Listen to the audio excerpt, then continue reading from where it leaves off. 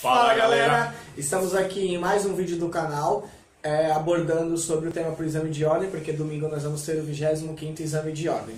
E hoje nós iremos falar sobre incompatibilidade e impedimento para o exercício da advocacia. É isso aí, pessoal. Hoje vamos estar falando da diferença entre um e o outro. Está previsto lá no artigo 27 ao 30 do Estatuto da Advocacia. Sem mais delongas, vamos para o vídeo, porque eu sou o Dr. Lucas Pinho. Eu sou o Dr. Leonildo Fernandes. E esse é o seu canal Não Sei Direito.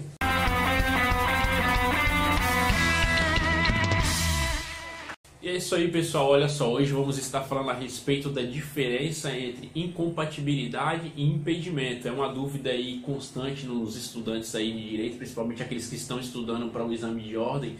E lembrando que o 25º exame será agora dia 8 no domingo, então muitas pessoas estão aí, né, empenhadas aí para conseguir aí o tão almejada aprovação na primeira fase aí para conquistar aí a carteira da OAB.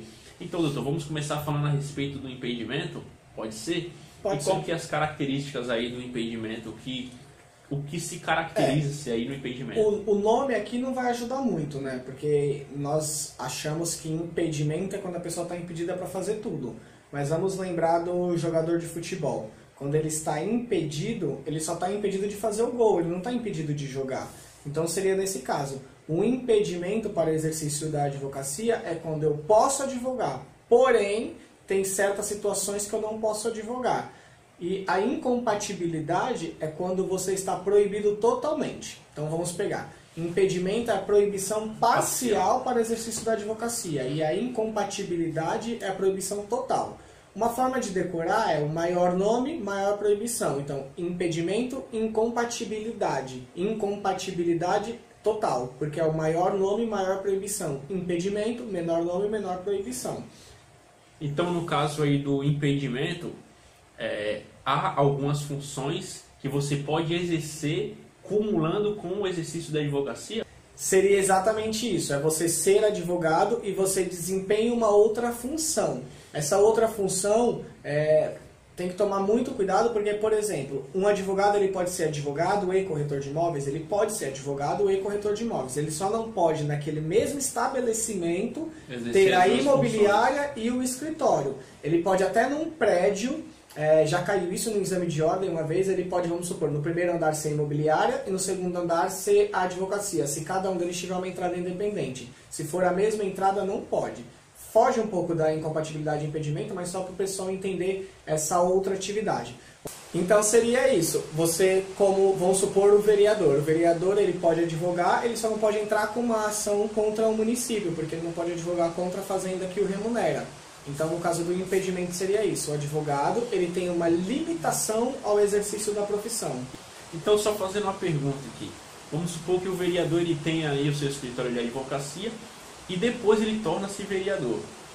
E no seu escritório já tinha alguns processos contra a fazenda pública, ou seja, no caso aqui do vereador contra o município. O que ele faz com esses processos que já estavam no seu escritório? Ele tem que subestabelecer.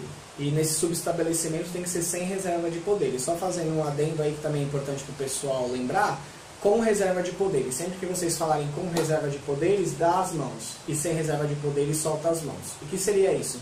Eu vou subestabelecer com reserva de poderes para o Dr. Fernandes. Isso. Estamos juntos, estamos ligados. O processo continua com nós dois tomando conta. Vou subestabelecer sem reserva de poderes. O processo vai para ele e ele já não tem competência mais nenhuma a respeito desse processo. Claro, eu vou receber até onde eu trabalhei, enfim, tudo isso é outro assunto, mas só para entender seria isso. Ou no caso, por exemplo, de um vereador que ele torna-se incompatível, por exemplo, quando ele assume a presidência da Câmara.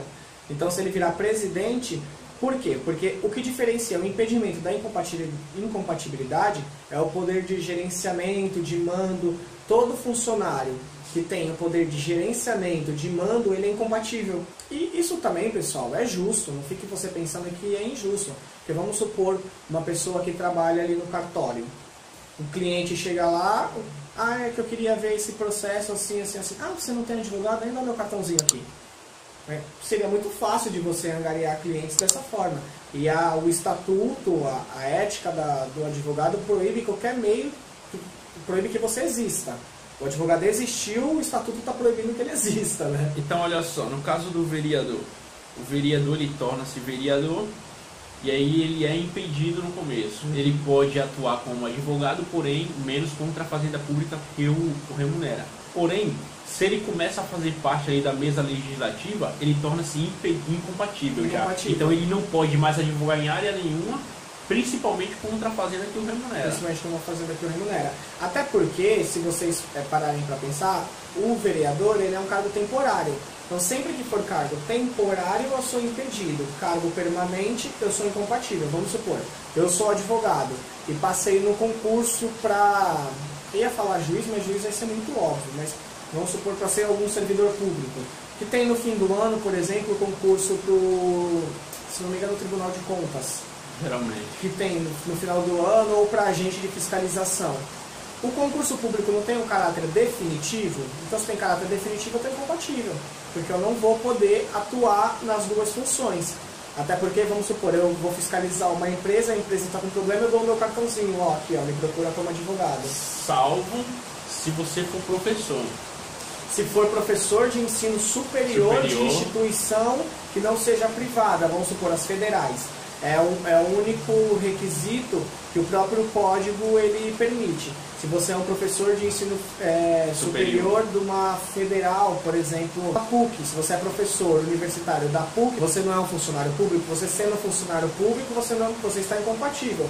Mas se for professor universitário de instituição pública, pode.